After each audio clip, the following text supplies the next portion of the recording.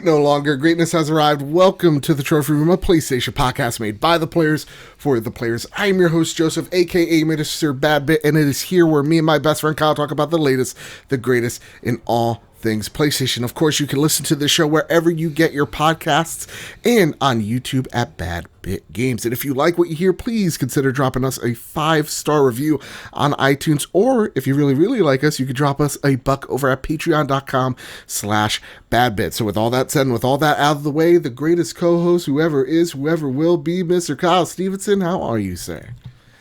I'm doing okay. I'm very tired. Yeah? So, little peek behind the curtain, I got roped into helping build a makeshift deck for the house. Makeshift? Yesterday. It's not like... It's like DIY ultimate life hacks type of deck. That's the last deck I want to stand on. No, it's not a pie. It's just a flat surface like on the ground. Okay. So it's like a porch? Patio. Okay. All right. Yeah. Like I was on my knees and bent over for hours drilling. Take that as you will. And everything hurts. Everything hurts. Yeah. Same here. I feel I'm getting older, man. I'm feeling it in my knees. Also, I've never had as bad as allergies as I've had in my entire life. Like last week I was inoperable. Gotta get that Zyrtec. I'm all about that Zyrtec life. That's the thing. So, yeah, listen, we may be feeling old. We may be getting old in our bones, but you know what's always going to be there, no matter how old we get? The hype. It's been in us since we were children, since our first E3. Children. Children. I'm trying to hype up the crowd. How dare you? All right, since the first conference you saw as a wee little top. Now... we're about to get another presentation from Sony. The PlayStation 5 conference is next week. We will be talking all about that. We're going to be talking about Call of Duty World War II being just one of the free games in June, alongside what we think the next free game will be. Iron Man VR impressions, Silent Hill's Pyramid Head comes to Dead by Daylight, and of course, we're going to be breaking down the latest state of play for The Last of Us Part 2. But before we get into all of that, gang, guys, everyone, gals out there. Pregnant pause. I want to thank our beautiful patrons over at patreon.com. I want to give a big shout out to our new patrons, David Erzberger and Games Mean Something, as well as our new gold producer, Griffin West. Thank you all so much. And again, thank our awesome gold producer, Robbie Bobby Miller himself, our Silver Plus members, Ray Martinez and JB the Purple Monkey. Again, if we got you through a long work day, a long drive home, a rough day, whatever the case may be, if you go over to patreon.com/badbit, throw us a buck. It really does help us out. And with all that said, with all that out of the way, listen, usually we talk about what you've been playing, but Kyle, there's way more important things. Let's break down The Last of Us Part 2 trailer. Are you ready? Mm-hmm. All right.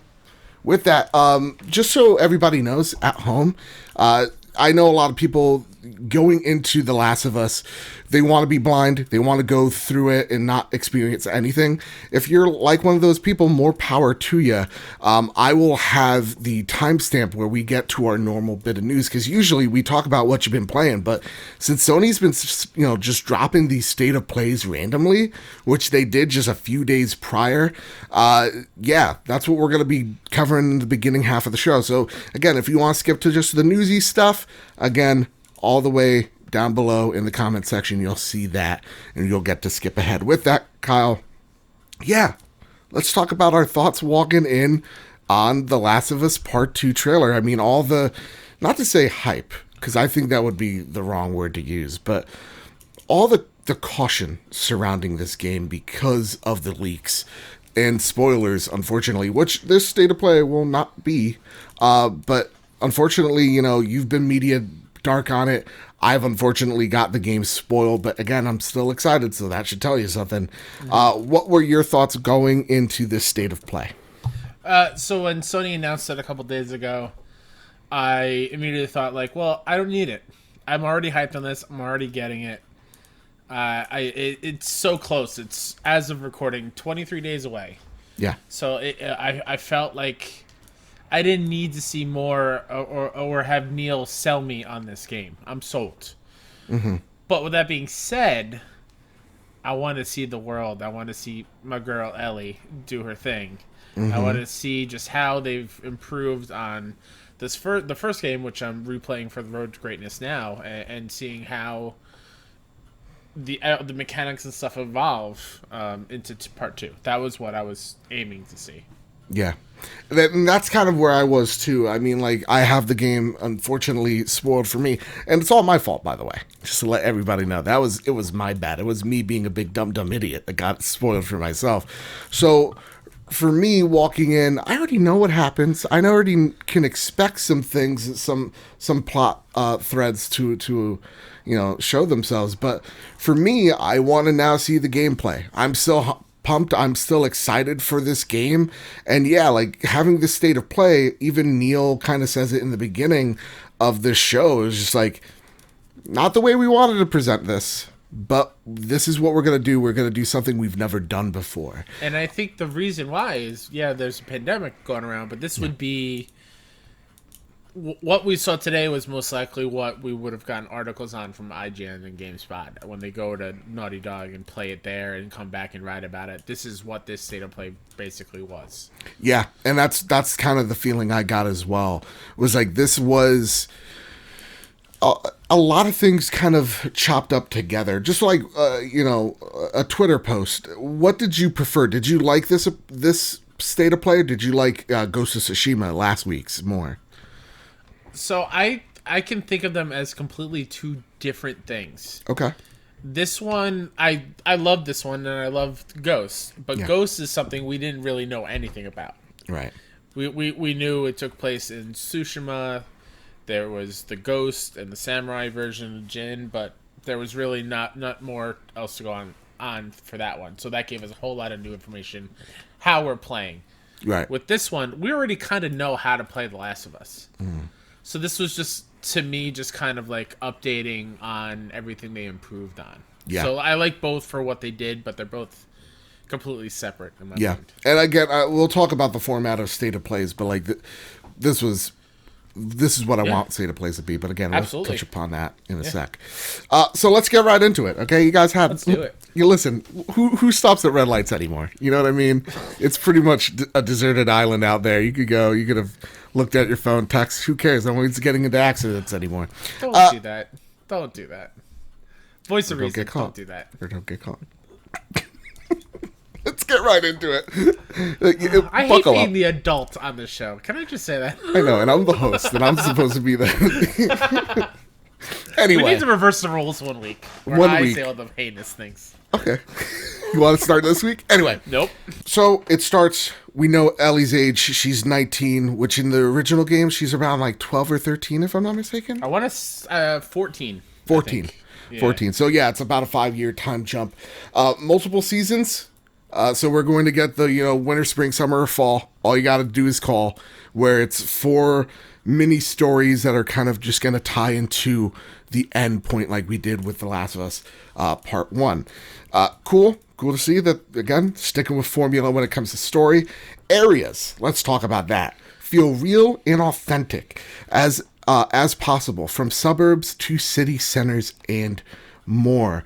Naughty Dog in the video prior talked about how this game's going to be so big that you're going to have little sections if you're with a buddy, one of the characters in the game, that you may miss if you're in another section. So they're really trying to layer this out like a city or like a town, rather than a tunnel like all single players do, that get you from point A to point B to point Z. So he mentioned the biggest areas Naughty Dog has ever done, which is huge when you consider the Lost Legacy and Uncharted 4.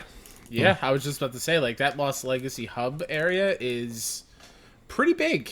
Yeah. So if it's going to be as dense and like filled with these tense encounters and have it be that big of a map, it is going to be It's gonna be something else. And then they're adding elevation into it as well. So Sony put out a tweet earlier this week, and everybody kind of hopped on it about how they're adding a jump button feature. This is something that you could see in like their games like Uncharted that are carrying over here, or like any other game that has a jump button. Yeah. Ellie's able to jump onto rooftops. She's able to jump onto cars, meaning that you're going Over to be gaps. Over gaps. You could swing off ropes. So that means that she can explore more, which means more things to find, which means more enemies that you could run into or evade, which I thought was really cool of how they were showing how traversal is effective in not just combat but exploration in the very grounded Last of Us manner. That was one of my favorite moments of this state of play is when they're talking about the jumping and climbing and using the rope to switch up elevation. And then they had Ellie go on top of this abandoned building with like skylight broken out. And she looks down, and as Neil is saying, like, you can completely bypass enemy encounters, and you look and there's like 3 or 4 runners in there, and it seemed like it was a small building. So that would have been an intense fight, but if you just want to go up and over and just avoid the whole thing, feel free. That was really freaking awesome to see. Traversal, you got a horse, but you know, it's a horror game. Horse is gonna die. I've already prepared for that. I've already prepared. Because we're about to talk about doggos in a second. Yeah, I know. And boats. So, yeah, there's like some of the cities are literally sunken and the levees have failed, and like you can use a boat to traverse. Also, makes a lot of sense because I don't know about you, Joe, but seeing everyone that's got this game early for a review, and the one thing they can share is the title screen, the boat is the title screen. Really? Okay, I did not know that. Spoilers! Jesus! It's a boat, man. 2 factions. All right, and this is the most spoiler thing we're going to get into. The main hub, it seems like, is Seattle. That's going to be the main focus. So, though you start in Wyoming, it looks like the majority of the story is going to be in Seattle, Washington. And you got 2 factions. Washington Liberation Force, Front. We don't know what they're about, but Ellie's killing them, so maybe they're a morally gray, ambiguous group. And then the Scarafes, or they call them Scars. It's something like that. It's like out of the Book of Revelation sounding name. I bet it'll be second nature once we get the game in our hands. But honestly, I'll be calling them Scars. I think that's cool.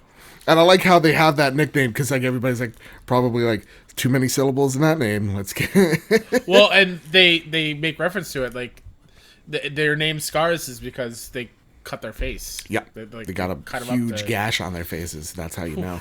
And yeah, those 2 factions are fighting for power in Washington. And so, yeah, those are the enemies we've been seeing in the trailers as well. So that's something. And they act differently as well. It's like the Scars are all about stealth and sticking to the high grass and using silent weapons like bow and arrows and stuff like that. The Liberation Force has military-grade weapons. Yep. Yeah. That's going to be really interesting. And just to see how they're communicating with each other, where Scars are using, like, they bark like dogs and they whistle. And, like, the Liberation Force or Front, like, hey, Ashley's down. Where's Ashley? Exactly. Stuff like that. They're more normal. And then we get infected. So, the classic runners, they're more aggressive and they run even faster. That's great. That's what I wanted. Clickers. They're clickers. God, they're awesome. Stalkers, they hide in corners. They'll pounce on you. And then a new enemy, Shamblers. Heavily armored, they leave clouds of phosphorus that burn you, so you got to get out of there, close range. And then even more, and then they had this pitch black, this... Okay, here's my thing. Yeah. It's got to be something that makes sense, right? Like, the Shambler was a big enemy, super tall... Right. Like, is this infected that we haven't seen? All we've heard is it attached to like a big animal? Like, is it like a bear? I mean, I kind of hope it's not a bear because Days Gone had the infected bear. Right. I was going towards more the way of like it's a day 1 infected because you saw the bloaters were like day 1 infected and they were you know, the fungus really attached to them and grew. Interesting that they didn't mention bloaters. Exactly. That's what I'm thinking. This is the new boss-ish. It's a good call. And then even more to come. So there's going to be even more than this just one we heard, which was fucking crazy as all hell. And the cool thing about this game, which I felt like was a natural progression of the game, is areas will have both, maybe even all enemy types in there. So like you'll have the factions and the infected, and you actually get to play along with like throwing objects to attract infected onto whoever you're trying to kill which or is get awesome. past. Which is freaking awesome. Oh man, okay. So then we get to the doggos, and this is the part I don't like. All right, I straight up don't like this, and part of me was just like, I don't think I'm buying this game right now. I can't do this. Mm-hmm. They're doggos. There's dogs. The one of the factions, the front uses this. They track your scent, and you can distract the dog, but ultimately, you do have to kill it. And Ellie sets one on fire. Oh, this game.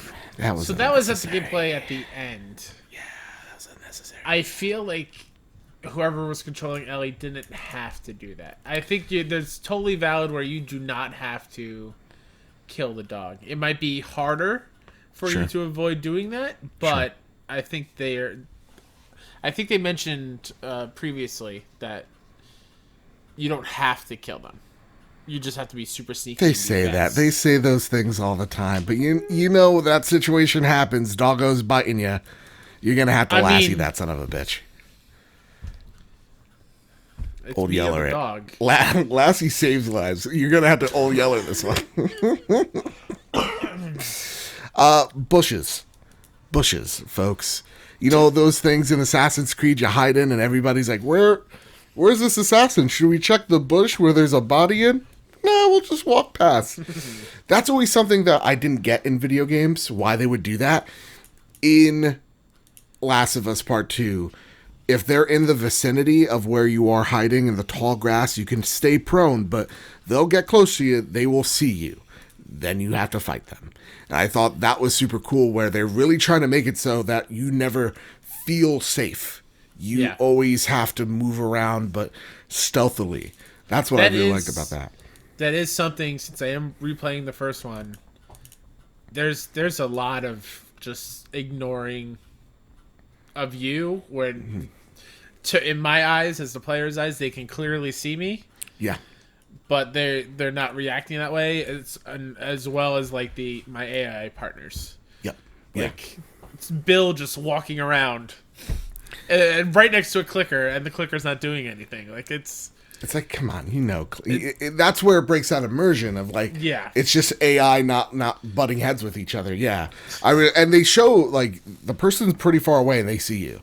So again, you are not safe. They want you to feel vulnerable. I really like that. Yep. Running is a viable option. No more shivs. Ellie has a knife, thank Christ, and you could use it often.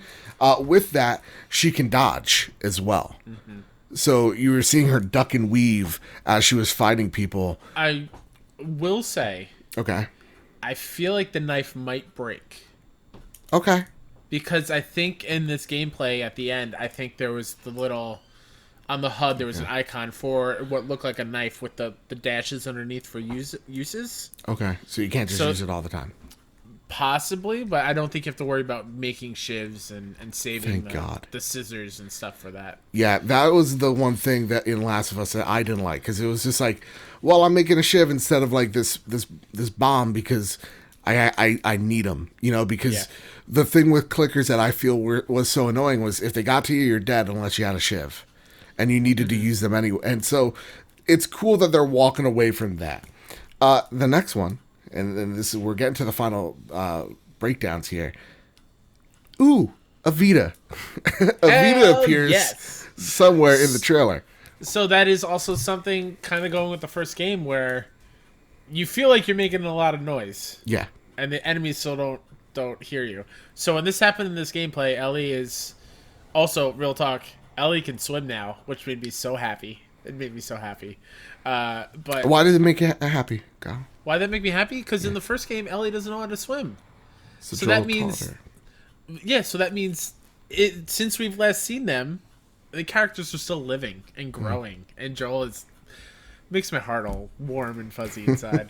But she's swimming through and she sees an enemy sitting up there, and she basically just kind of climbs up right behind her and makes a lot of noise getting out of water. That makes noise, and the enemy didn't flinch. I'm like, okay, well, that's weird. I don't like that. Yeah, we were just talking about how immersive this game is being. Yeah, the camera pans around and to the enemy's face, and she's got earbuds in, and I was like, right off the bat, I was like, yes, that is awesome.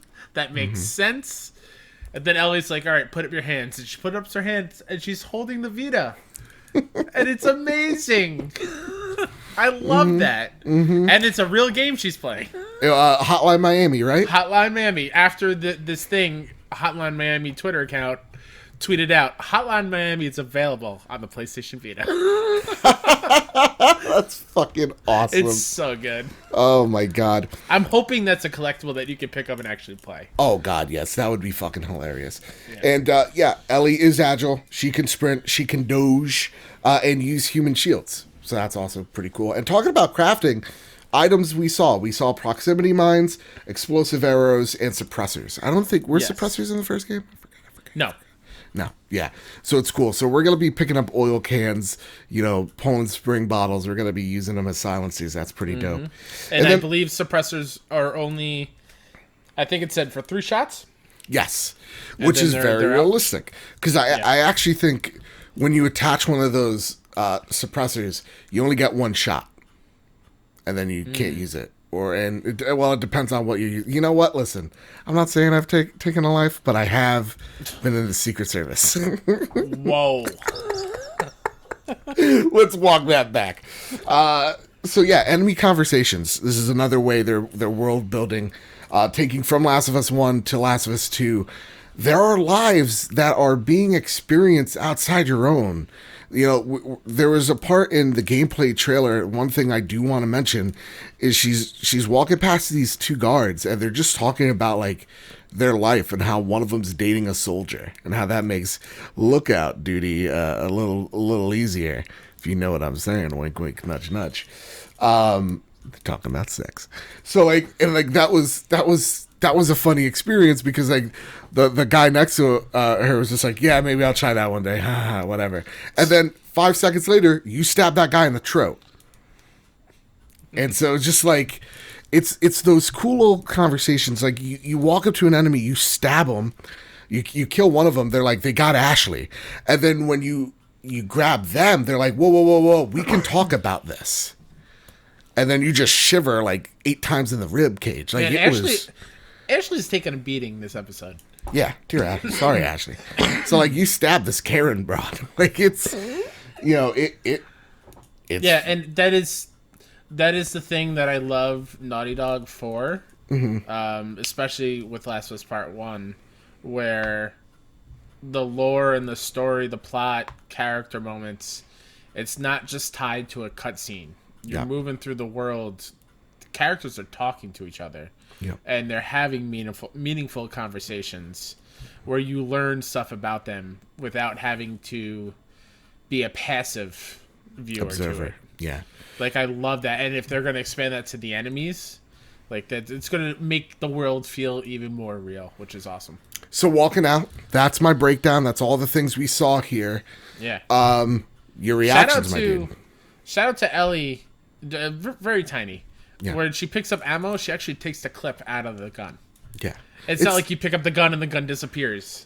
The clip actually disappears, which is that's awesome. The cool thing is detail. The detail, the attention to, when you're putting on a scope to the gun, you're doing it every individual screw.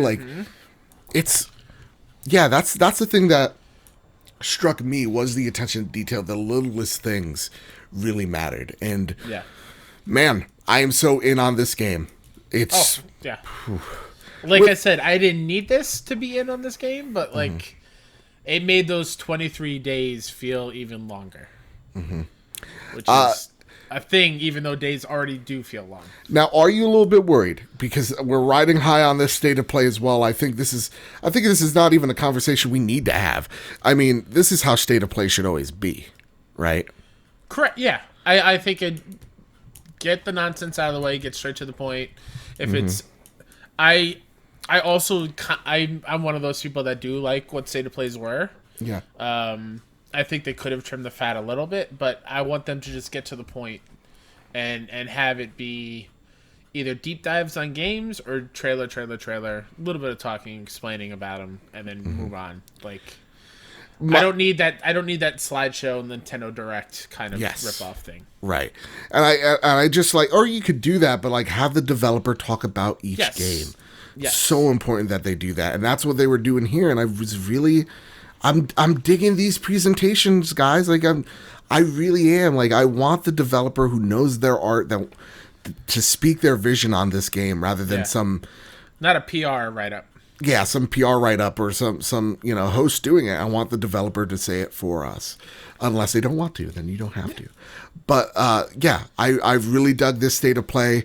Now, it is to mention, this did not garner as many views social media-wise. Our good friend of the show, Benji Sales, said that this pulled in about 93,000, whereas Ghost of Tsushima almost doubled with 180,000 people watching on the main account on PlayStation. With that said, though, a lot of people are wanting to go in blind. I see a lot of people going, I don't need this. I'm buying it day one. I don't care. I wonder if that has to do with the timing, because wasn't the Ghost one in the morning? No, same time. It was same time. It was? Yeah, it was on a Friday, if that means anything different. It could be. I don't know. Yeah, I would have to look at the social feeds for that for myself. But different like days said, mean different type of I think traffic. a lot of people they're already sold on it. They want to kind of go media blackout on it. Yeah. Also, social media doesn't mean sales, and I think this game, just like Ghost, is gonna sell well. Even if it doesn't, listen, I'm still gonna enjoy this game. Knowing what I know, Kyle, that was our breakdown from their state of play. Okay, we loved it, hyped for this game. Let's get even more hyped if it was even possible, Kyle. Let's talk about Sony's PS5 conference. We're finally maybe having a day. Jason Schreier and Takahashi Mochizuki from Bloomberg writes, Sony is planning a PS5 conference for as early as next week. Ooh. Sony Corporation is planning a digital event to showcase games for its next-generation PlayStation 5 that may take place as early as next week, according to people with direct knowledge of the matter. The virtual event could be held June 3rd, though some people also caution that plans have been in flux and that the date may change. Other PlayStation 5 events may follow in the coming weeks and months, and Sony is not expected to reveal every essential detail on the console during its first presentation. The Japanese tech giant has only let out a trickle of information on the PlayStation 5, which the company says is still planned for release this holiday season, despite the COVID-19 pandemic that has damped its promotional plans. Fans have been eager to hear about the lineup of video games that will launch alongside the console and those that will be revealed later. Sony's biggest rival, Microsoft Corporation, has put out regular streams and updates about the upcoming Xbox Series X, which is also planned for release this fall. Most video game publishers' announcements plans have been disrupted by the pandemic, which has led many to replace planned live press conferences with pre-recorded presentations. Nibel on Twitter also adds, quick follow-up to the PlayStation event news. Focus will be next-gen games running on PS5 hardware. Don't expect details on price or an exact date. Next event is a state of play scheduled for early August. Focuses on next-gen and current-gen games. Interesting. All this, very interesting. First off, what do you take of this news? Do you think it's next week? Are you hyped? Where are you right now, Kyle? I'm 100% hyped. Yeah. Give me that Horizon Zero Dawn 2 trailer now, please. Yeah, this makes me so excited. It makes sense. I think the rumors for a long time were always June 4th. Yeah. So I was kind of expecting it to be next week. Like them saying the plans might change and the date might be pushed a little bit. I get, like, seeing as how this Last of Us State of Play was what we knew about it 2 days ago. Yes.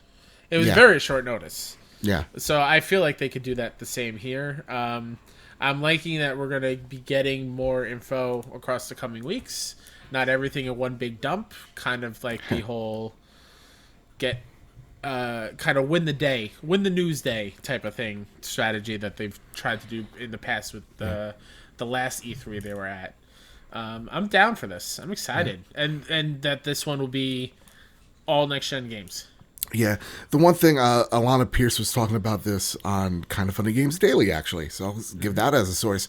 She was talking about how her sources were telling her, developers in the industry, that PlayStation was supposed to have many more of events prior to this event right here. They were supposed to talk about the PS5 much earlier than June. They were going to do something similar like Microsoft has been doing, and the problem was somewhere in the higher echelon within Sony or within PlayStation was like, we don't want to do this working from home shit. I don't want to be talking from my living room.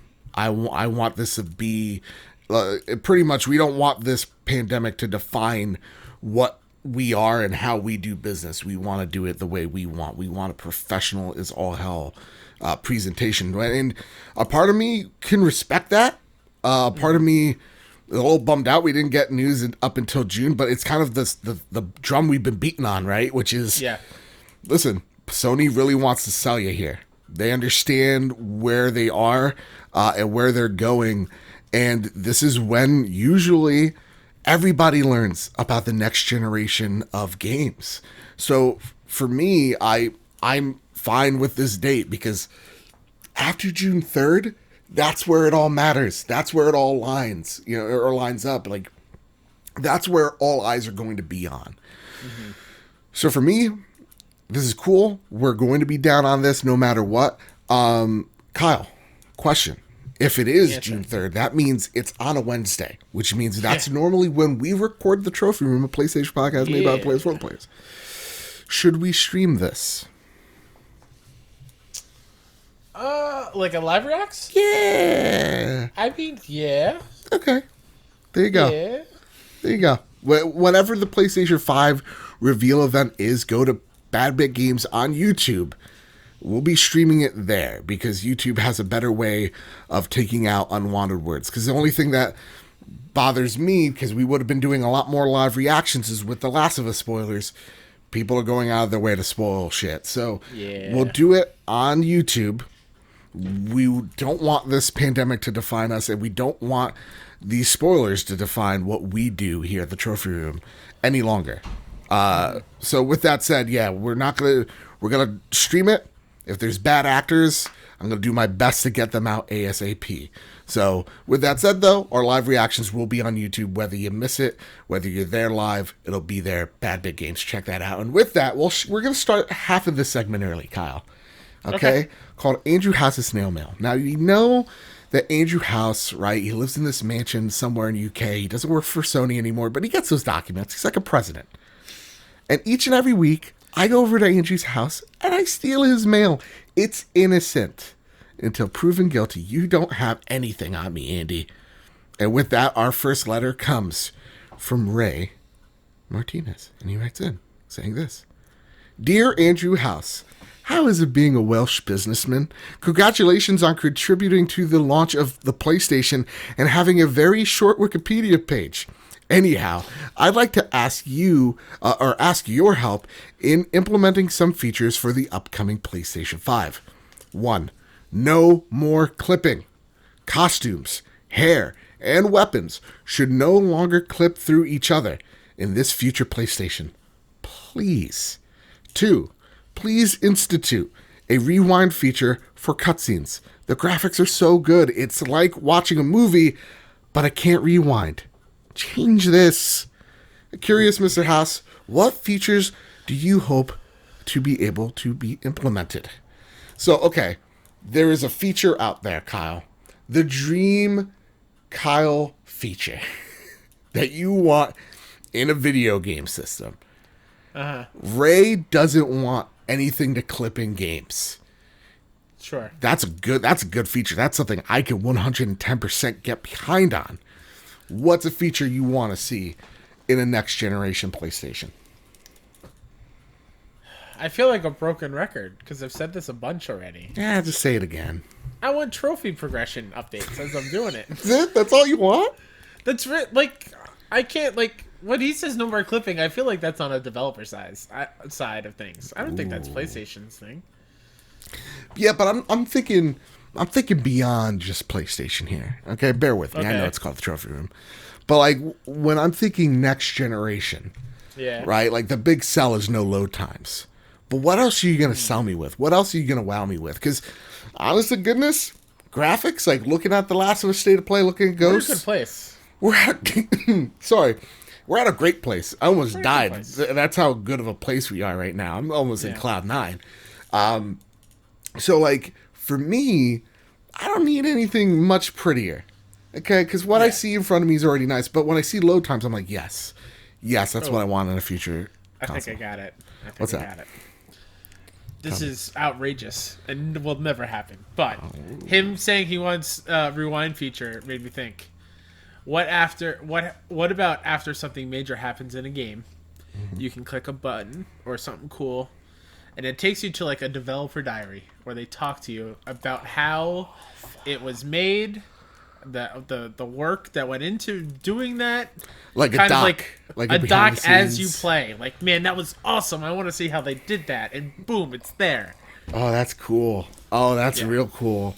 I know a lot of people, they want the, like, Ask PlayStation app, which that's going to be a feature. It's going to be talked about probably next week. Or, like, the Ask Google when we talk about Stadia, where you're stuck on something, it'll highlight it in the game. I don't think that's actually a feature yet, but, like it'll show you how to solve a puzzle. Yeah. It'll go on Google and it'll show you the top 5 things to solve said riddle. I like those features because I suck at puzzles. It's just something I'm god awful at. But like the no more clipping is something it is a pet peeve. Yeah. I think it's one of my big pet peeves because like in Assassin's Creed Odyssey, I'm loving it. But when I jump onto a surface, half my body goes through sometimes. And I'm like, oh, that doesn't feel right. And when you take a look at a game like The Last of Us Part 2, when you're talking about the ammo and you're grabbing ammo, you're taking, all that stuff, it's those little things that we notice that we're like, it gets us a little hyped for no reason. It's those little animations. So I really do love the no clipping, and that's what I would want out of my next gen. No more clipping as least as possible. My second feature, if I could just be a SJW snowflake for just a second here, and get really political and ruin the podcast, I would love more accessible features. Oh yeah. Yeah, like the one thing I think we were talking about it last week was it's like, can we make subtitles a little bit bigger or a little bit smaller? Oh. Can I Yes. Okay, Kyle, am I ready to get your rock what the hard? Division did. Division 2 had a great accessibility thing where you could resize anything in that game. Yeah. The UI, just like have it so you could get rid of the UI or have whatever you need up there. Yeah. That's great. That would be fantastic. That's what I would want in next generation. That's a good pick. Our next question comes from NMAC, the NMAC. He writes in going, will we see Ratchet and or Clank at the reveal next week? I think absolutely. Somebody didn't listen to our betting episode. How dare you, Nathan? You're on watch, Nathan. So in thank you for supporting us on Patreon. In that episode, I asked Joe, will we hear Captain Quark speak? You said no to that, which I was like, that's outrageous because we're seeing Ratchet and Clank. I 100% believe that Ratchet and Clank is the family game at launch on PS5. Okay. And it's going to be beautiful. I can't wait to see Ratchet in next gen. And Clank with like the HDR bouncing off at the metal. Oh, man, that's going to look great. Yeah, I think we're going to get at this presentation.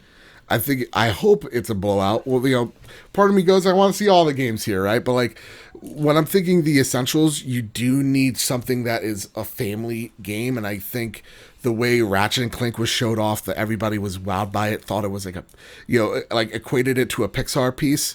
Mm-hmm. That's what I want here as well. So I think we need a family thing, and I think that is Ratchet and Clank, and I think it's going to look gosh dang beautiful. With that, listen. That's the PlayStation 5 talk. You got anything to add, Kyle? No, but again, 7 days from now, possibly. 7 days. We will see next-gen PlayStation games for the first time. Yes, please. Yeah. But it's not going to be as powerful as the Xbox, I hope you know, and that means it's going to fail. Did you see The Last of Us Part 2? I don't care. I don't care either. Kyle. I could care less. Oh, all this teraflips and terraskips. The only question that really matters, Kyle, are we going to see Spider-Man and Batman in the same presentation next week? Throw down your bet right now. Throw down the fucking gauntlet. Be a man. No. What? We won't see both. We won't see either. You don't think we're seeing either? Not at the PS5. Not next week. Okay. I mean, listen, I don't think...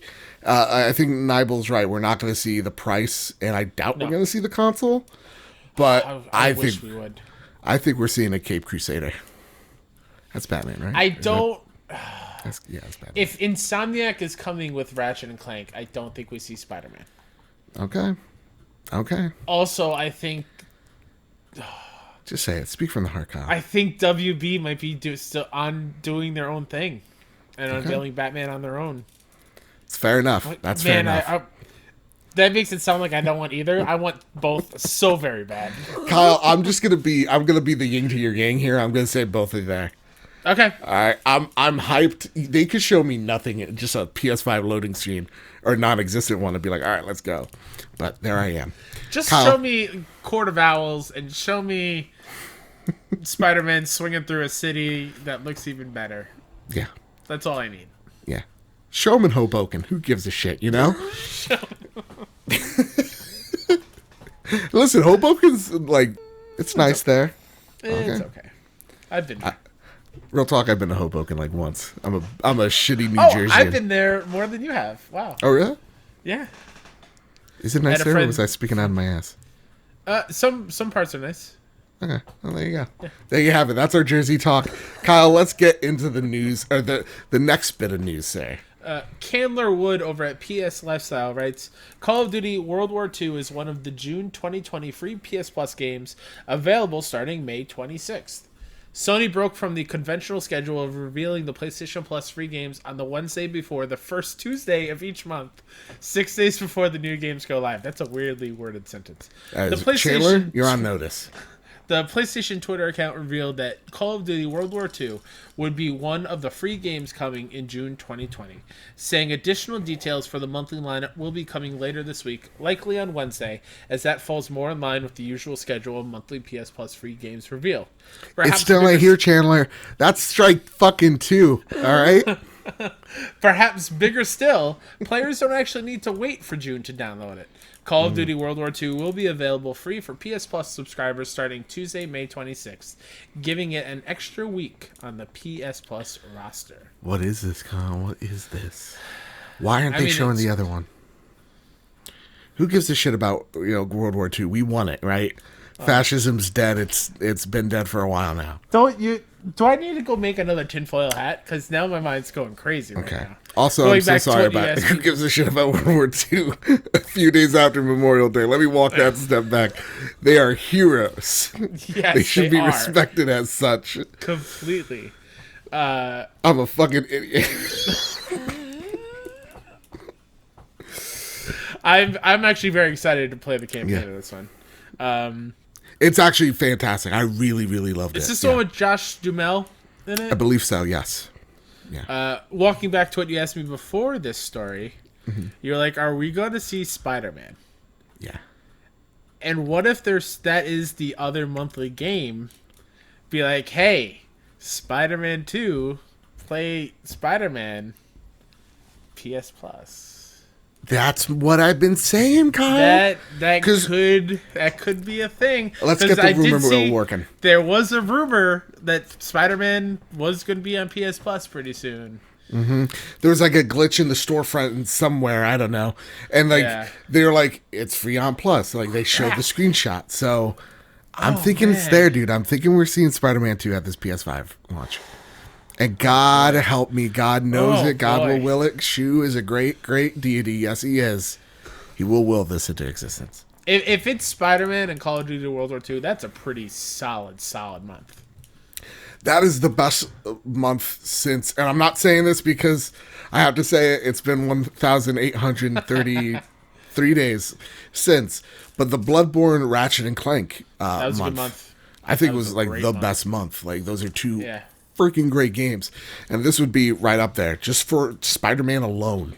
Yep. You know, so And I'm this- definitely thinking that's the case at this I've point. seen some people be like, well, why are they doing this like available now? There's precedent for this. They did this at the last E3. It was Yeah. Black Ops 3. Yeah. That was just like, hey, you can download it now. Yeah. I also think that the next Call Wahidi is also going to be probably shown or either Yeah. at the PlayStation event because they want that headline and they want people to go over there. It's kind of like why you see the Forza car every year on the E3 Yep. stage. It's to get the Forza, I was going to say Forza, the Forza folks, there you go, way better, to get hyped for that game, to get like the car magazines to write about it. Yeah. So yeah, that's the same here. I think you're going to get the people who usually play Call of Duty, the more casual audiences, to look at the PlayStation 5 and go, that's what I want this holiday. You know what I mean? So Man. yeah. Man. Can I time travel to next week and just see if we're getting it? Just the press conference at all. Like, Kyle, if you had a DeLorean, I'd be like, let's go Let's- to November. Let's just get this console let's right now. Let's get all Hop the in launch DeLorean. titles, come back Yep. to present day, play them before anyone else. Yep. Knack 3, we got it. And it's surprisingly, guess what? Not that bad. There's Kyle- shivs in Knack 3. It's crazy. It's fucking nuts. It really is. He's fucking stabbing people in the throat. Kyle, let's Knack talk 3 is all about. about hate. That's the tagline. It's about getting bigger and hating. I've become this monstrosity I loathe. I hate triangles now. I want to be made of circles. Just spheres, and if I can't be a sphere, I'm gonna fucking. Kyle, let's get into the next story before I get into this weird knack. This weird knack hate fuck thing I got going on. Oh, the way you were saying spheres really tickled my funny bone there. Yeah, spheres. Spheres? Same way you said children earlier. Children. Children. Brianna Reeves over at PS Lifestyle writes, I'm loving this episode. Marvel's Iron Man VR gets a PlayStation VR bundle with headset and accessories. Fucking nice, okay? Free demo out now. Sony will unleash a Marvel's Iron Man VR PlayStation VR bundle when the game launches on July 3rd. In the packaging, customers will receive a copy of the game, PSVR headset, 2 Move controllers, a PS camera, and a PSVR demo disc. It's unknown if this is the old PSVR demo disc or if it includes some newer releases on it. Those looking to try before they buy are in luck too. The long-rumored demo for Marvel's Iron Man VR is out today as a free download on PSN. Downloading the demo will net players of the full game a Molten Lava Armo Deco. So, Kyle, I was Yes. really pissed at PlayStation because last week when this last week's episode came out, they announced the Iron Man demo. I was like, how dare they? And I got to play it, as you have too. In Yeah, so Comic-Con. I played the demo at Comic-Con last year, Yep. and it was pretty much just like the tutorial. Okay. Learning how to do all the moves, and then I ended landing at the Stark House. Wow. So I know what this demo is. There's way more. I'm excited to hear what you think about it because you keep asking me, like, is it really sound as intuitive and as cool as I've been talking about it? And Yeah. so yeah. It fucking is. Like, Yeah. it's just, I'm Iron Man. Like, you I feel. am Iron Man. I am Iron Man. I can say that line and it makes sense now. And it does. Like, the way you move, it kind of gives me the sensation, first off, like, I feel like I'm Iron Man, but outside, I like the constant image I'm getting in my head is the fat kid with the lightsaber dueling video where he Yes. where he stumbles and falls. That was me when I was 13, in 23. Anyway, but like that's you will look ridiculous because how you move is actually how you see Iron Man move in the movie. So you actually have the Move controllers at your back pointed away from you, and with the triggers holding down, and that's how you're navigating, and you're moving your arms left and right to kind of steer your body where you want to go. There's also other ways to move around as well. That both triangle buttons give you options to do 45-degree turns. Not perfect by any stretch of the imagination, but this was the most immersive VR game I have played, and I played just a level. Yes. Motion sickness flying around for you. I got a little bit of a wobbly thing in the demo, a little tiny bit. So I'm wondering if you got anything in this. No, all you could hear me do was like squeal like a 5-year-old because I was having so much fun. Yeah. Like this, like, and I showed my brother. Now, I'm experienced with VR. I played VR recently, so I got my sea legs. I showed my brother this, and he was just like, "This is fucking cool. I also need to sit down." So, you know, it is something. Like when you always get out of VR, you kind of feel like a bit of in a daze, but like you walk it off. After the training that I thought that was the only thing, they give you the first level where you're in your airplane, and a classic like camouflage, like kind of choose your own adventure style of like pick A or B for your conversation with Friday. So I forget the conversation, but you actually get to choose the witty thing Tony says. Sweet. And the voice actor that's voicing Tony is comparable. He's no RDJ, of course, but you get the wittiness of Iron Man, of Tony Stank. So like, it felt great. And that level alone, like, you're not just shooting really poorly made drones, which were kind of the only bummer there. Was the enemies are kind of, you know, it's an arcade shooter. Who cares at the end of the day?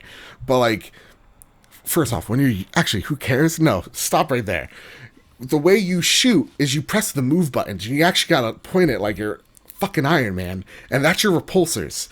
And then you get to hold a charge with the circle button, and then punch, and that is your charge/punch button to get in close with enemies. So like the fighting felt like an awesome arcade game that you'd play at Dave & Buster's, where they put you in that plastic tube and you're like concealed.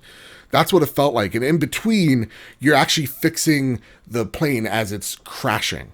So like there are things to do, and it felt so good. And the environments are so big that you're not exploring, but you could fly around with ease. You don't feel really quick. You know, the voice actor for Iron Man, is Josh Keaton. If you want to know what else he has done, he was Ocelot in Metal Gear Solid 3. Okay.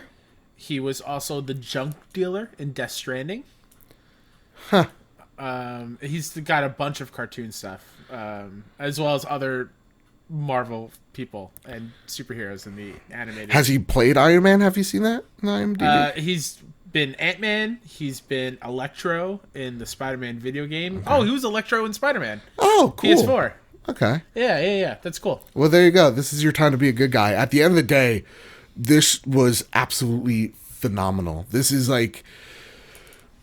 This will, I don't know where it will land up, but like for PSVR, for dated ass technology, let's all be real here.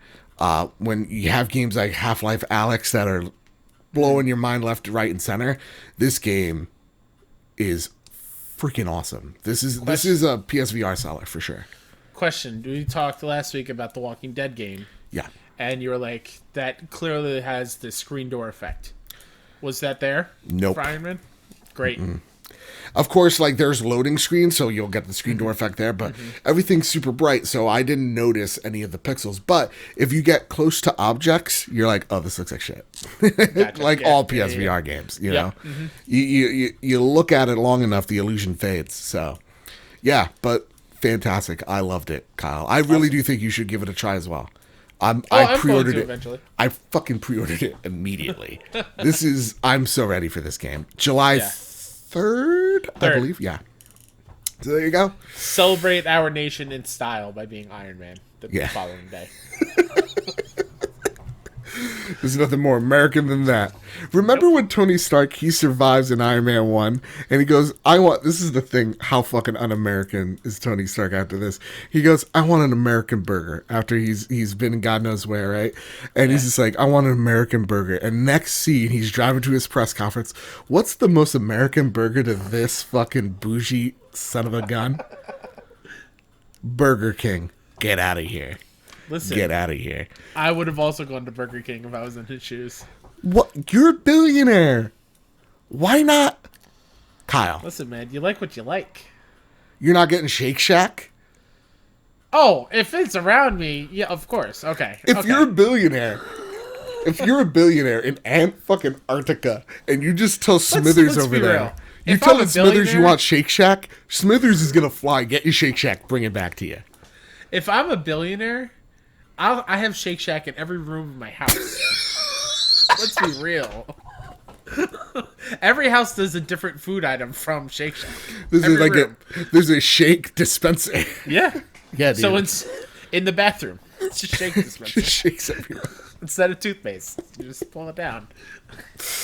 Oh gosh, the next story on the list, Kyle, would you like to read it? Michael McWhorter from Polygon writes, Silent Hill's Pyramid Head comes to Dead by Daylight. Silent Hill's iconic monster, Pyramid Head, is coming to Dead by Daylight, the 4v1 asymmetrical multiplayer horror game from Behavior Interactive, alongside other content inspired by Konami's psychological horror franchise.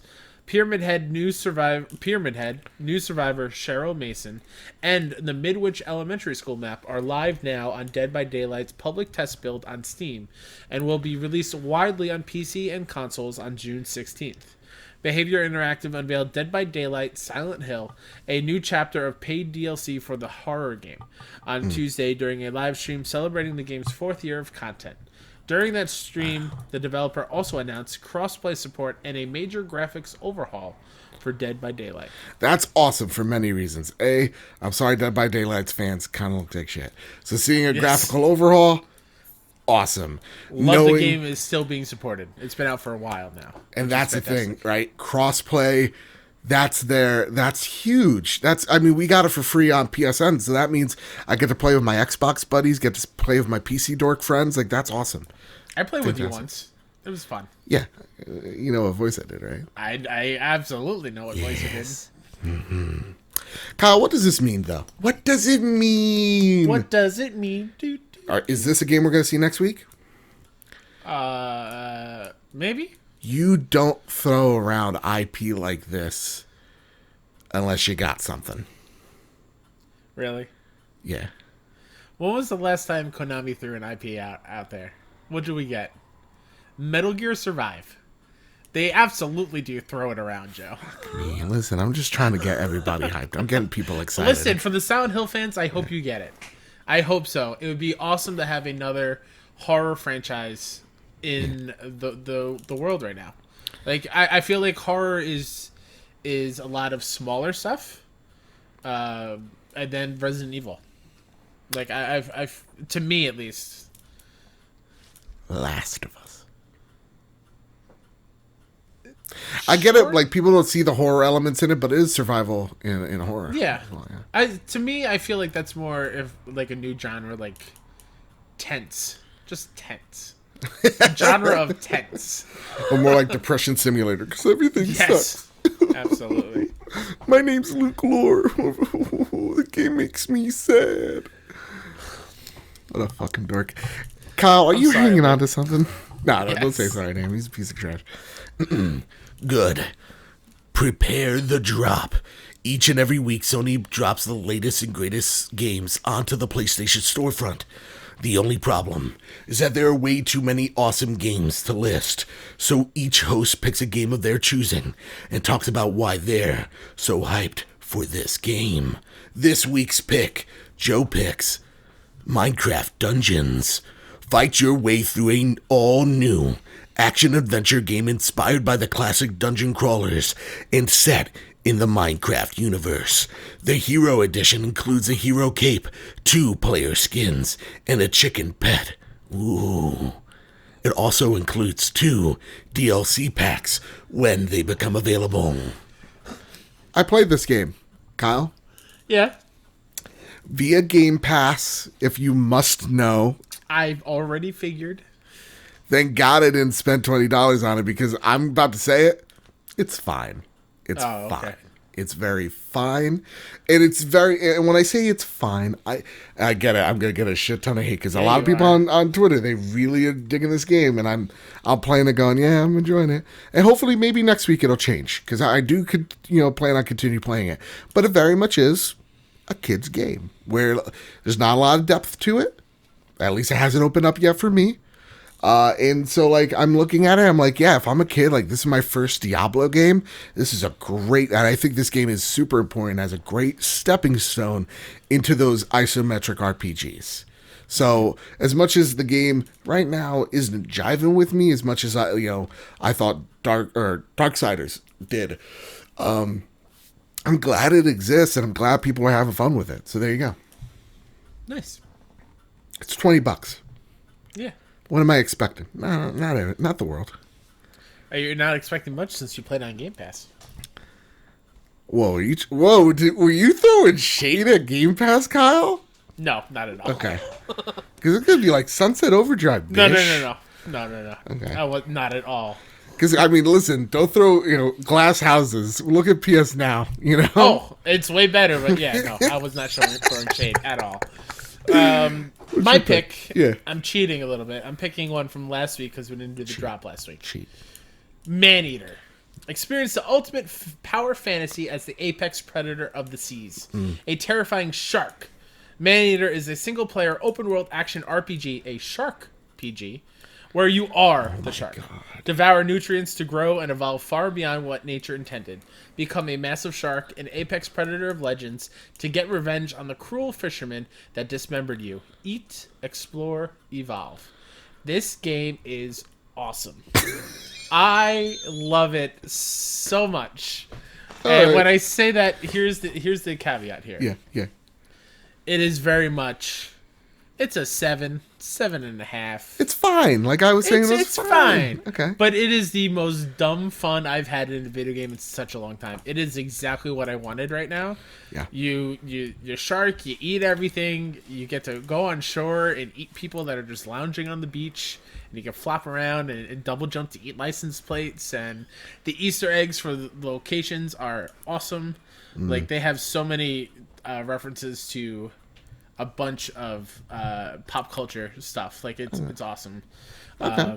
It's $40, and it's like 13 hours. I got the platinum in like 13 hours. Oh wow! So do you think that short is it worth the 40? Is it really? Oh, it is 100% worth the 40. Okay. It does get repetitive, so if you're not into that thing, I totally get it. But the way the story is being told is in the vein of a reality TV show. And Chris Parnell is the narrator of the reality TV show. All right. It's about this fisherman that catches your mom. Dr. Spaceman. What? Yes. Dr. Spaceman. And then he rips you out of your mom, throws you in the... After you tear off his arm, and then off you go. And the whole thing's about getting revenge, and there's awesome power-ups and stuff.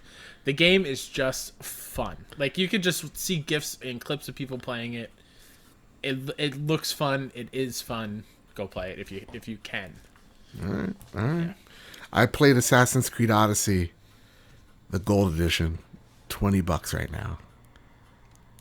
You don't need this shark game, guys. You don't need it. Are you shaming me for my choice? Yeah. That's for the Game Pass comment, sir. With that, big shout out, first and foremost, should have said this in the opening of the show. Happy birthday, famous Seamus out there. How old are you? 18, huh? 19, 20? Who knows? He's a young buck. Happy birthday to you, sir. Also, he reminded us today, the birthday boy himself, that Days of Play, it's here till, let's get this out here. June 3rd to June 17th. June 3rd till June 17th. There's a ton in the of U.S. awesome and games. Canada. Canada. It's exotic. 30% off PlayStation Plus and PlayStation Now memberships. So that's dope. Last of Us and other select PlayStation Hits games, $9.99. Holy crap. And amazing games like Blood and Truth, $19.99. Same with Days Gone. Same with Medieval. Astrobot Rescue $10. Mission is only $10. That is the best thing. PSVR game so far. You're getting it for $10. So go over there, check the PlayStation blog. Yeah. Amazing deals over there. That's the game to get out of this. Is Astrobot. Yeah. Blood and Truth is, I finally own it, but that's a steal at $20. Mm-hmm. How much was it for you? When did you buy it? What was the MSRP? Was it $40 when it launched? Blood and Truth? Yeah. I think it was around there, right? I think so. Yeah. Worth it as well, but like $20 is also a steal. If you were waiting on Death Stranding, $30 for Death Stranding is a steal. That too? That's half off. Yeah, that's awesome. Yeah. So again, go over there, check those deals out. They're going away soon. So get onto that greatness. And let's continue. Gear Store is 20% off. What's that?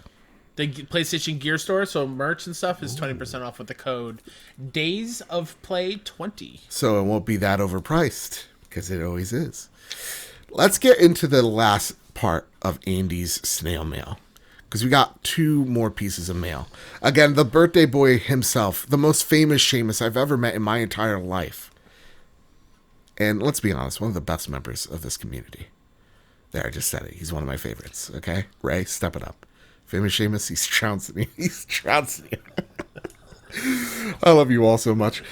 Famous writes in, are there any other superheroes who you think would be an excellent to play as in VR? This got me thinking. Is there another, because for me, I can't really see any. I have one. Go for it. Because I think Iron Man and Batman, done. After that, I don't need anything else.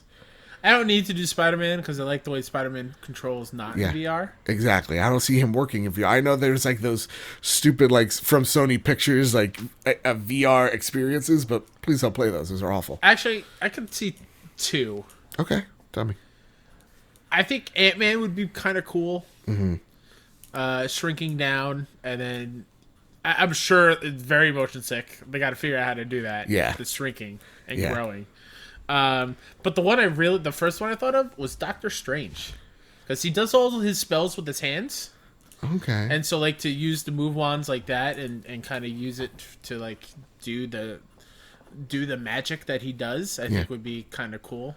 I'm thinking more of DC heroes, and that's what I'm thinking as well, because Doctor Strange Superman. Must be popular with the children. Let's see. There's got to be one Flash, but that might be too No, fast. God, I'd throw up. Are you kidding me? Exactly. Aquaman, because you're swimming and underwater. Maybe, but you could use the Iron Man-ish. Maybe hold your move trident. wand down like it's a trident. That's cool. Yeah. All right, that could work. Yeah. I was thinking, let's go hard How about R. Robin or Alfred? You're just cleaning up after Batman and taking care of him. You're just in the mansion. Yep. Oh, you can he's hurt again. Let me get the pills. Yeah. I think he's become addicted. He's an inner monologue. I think he didn't even trip. Or what? Or you're Gordon and you're just filling out paperwork after Batman does his stuff. God. You're just sitting at the desk oh. How many elbows does this guy break? He busted through how many windows? How many? Costing the city thousands. He's a menace. J. Jonah Jameson. Let's go. There you go. Give me those pictures. Do him. I was thinking... Or just play as Peter Parker and you're taking pictures. Fuck that. I'm thinking Snap. Punisher. Ooh. Dude, I want a hard R VR game, and you can make it like Blood and Truth. So you're taking out different weapons, you're going for assassinations, it is I'm thinking Gears of War in VR, man. That's how much blood I want for this game.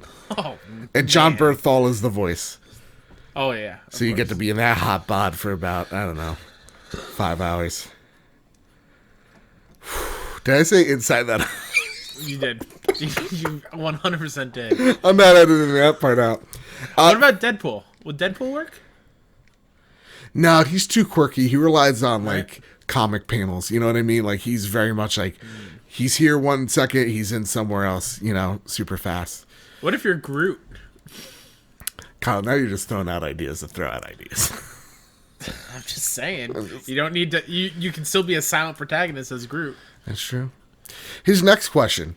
With the last days of play for PS4 coming soon, it's already here, Seamus. It's almost already here. What do you want to see with one of the last special editions from the PlayStation 4? So we're not getting a Days of Play 2020 PS4. Son of a gun. But if we were, and I'm hesitant to say this. Just say it. And the reason why, it's been a tattoo idea of mine for a long time. Okay. And so like how the Days of Play special edition consoles were, it's like the sacred symbols on top, usually like in a gold or a silver or something. Right.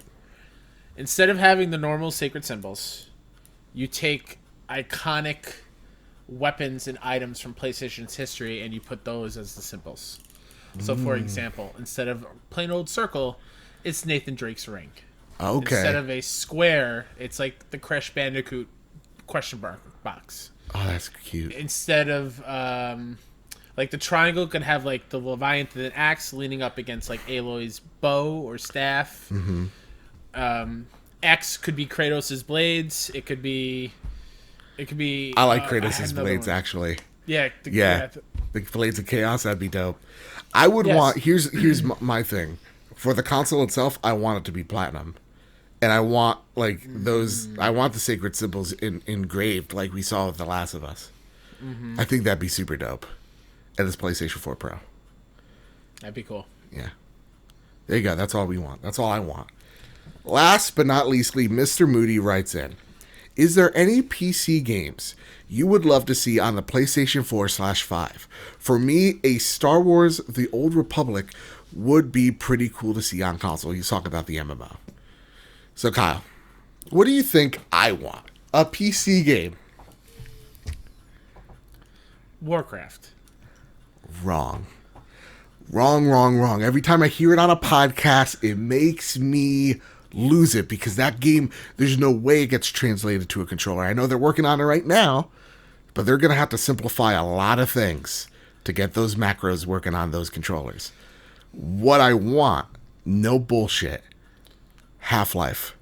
A Half-Life collection. I never played Half-Life as a kid. I only watched my brother. I would love to see them remastered, remade, whatever the case may be. But ever since I've seen Alex, I've been way more, not passionate, but way more interested in the Half-Life series. That's the game. So for me, I want to see the Half-Life series. I want to play it because that is one of my like games of shame. And it's because it's on a platform I don't prefer. Checkmate, Kyle. I mean, okay. You can go get the orange box, though. Yeah, but like, where can you find that for a reasonable price? You know, that's my thing. Fair. Like, that's. I know the orange box exists, but it's untenable at this point. So for me, this was a tough question to answer because I don't know. I don't play PC games. Like when I think of PC games, I think of Warcraft. I think of StarCraft. I think of games that can also play on console. But I remembered a game from the PC gaming show at E3 last year that I thought looked super cool. That's where I found out about Maneater, by the way. It was a game called Midnight Ghost Hunt. And it's like hide and seek, but you're ghost. Okay. And one player is the Ghostbuster. And you have to hide, possess items, and hide in place. Like, if you move a little bit, then he'll know you're a ghost and try to capture you. It's kind of like Gary's mod. That's awesome, but like Ghostbuster-fied. So this is a game I would love to play on consoles. Even like you, that's a good one too. I didn't think about that. Just the Gary's mod hide and seek thing. Yeah. That would be awesome. Yeah. That's what I would want to see on PC. Again, like I don't want like, as much as I would love to say World of Warcraft, yeah, you can't translate that well. Maybe like the Warcrafts, sure. Age of Empires, that's my go-to, one of my most influential games as a game. That is happening now. Possible. Only no, that's the Xbox is One. doing it, but it's only for PC from what I'm aware of. Oh, If anybody would like to make my dreams come true and tell me it's also going to console, you know where to find me. Kyle. okay. Yeah. That's been the Trophy Room, a podcast made by the players for the players. You can find us over at PS Trophy Room on Twitter. You can find us on iTunes, on Spotify, on Google Play, wherever you get your podcast services. Please, please, please rate us 5 stars. I know, listen, I got to my dream. We got to 69 reviews on iTunes, but we can go even further. Kyle is going to give away a $50 PSN card if and when we reach 100 reviews on iTunes. Digits. Triple digits. Once we reach triple digits on iTunes, anybody who has written us a review will be entered to win a $50 PSN card. All right? I'll sweeten the pot too when that day comes. Ooh. But I'll leave it as a surprise. So to help with those odds, if you write a 5-star review, tweet at us at Mr. Badbit, at PS Trophy Room, at WhoDatNinja73, and let us know, and we will save all those reviews like in a Google Doc so you know who's entered, and then boom, bam, you get a chance to win. There you go. And so, find us on iTunes. 5 stars. Really does help us out. It builds and grows this big, beautiful family here on the Trophy Room. Get us to 100 reviews before PS5, so that way your first game's on us, on the next generation. Oh, I thought you meant the PS5 review. I'm like, that's a big ass, Kyle. No, I'm just saying, get us to 100 reviews by the time PS5 is launched, and then basically if you win, your first PS5 game's on us. Yeah. Or like a 4th or a 5th of the PS5 is on us. You know what I mean? Like that's, or sorry, not 4th. Jesus. Yeah. That's $50. Yeah, that's a free game. Come on. Yeah, man. I don't know how to do math anymore. Everybody, with all that said, with all that out of the way, everyone keep hunting and keep playing PlayStation.